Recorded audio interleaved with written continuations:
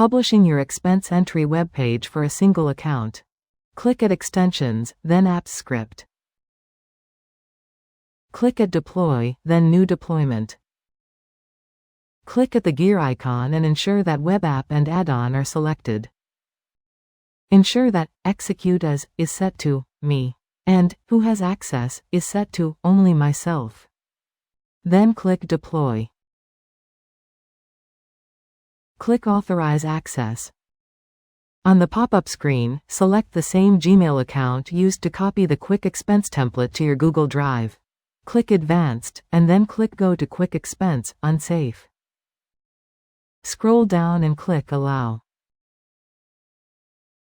Click Copy to copy the link of your published web page, and take note of it or send it via email to yourself. Click Done.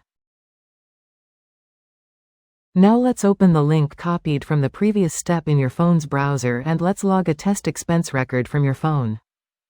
Enter a number in the Amount field. Scroll down and click Submit. Click OK. Go back to your QuickExpense Google Sheets and activate Expenses tab. You will see the test record added to the table.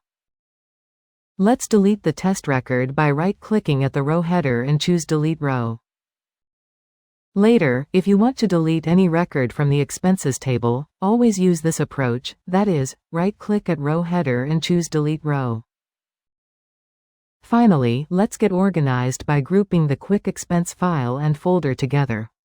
After you have logged your first expense record via the web page, go to your Google Drive. Go to My Drive and create a new folder named QuickExpense.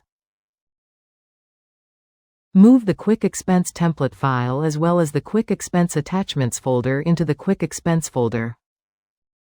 Finally, rename the QuickExpense template file name.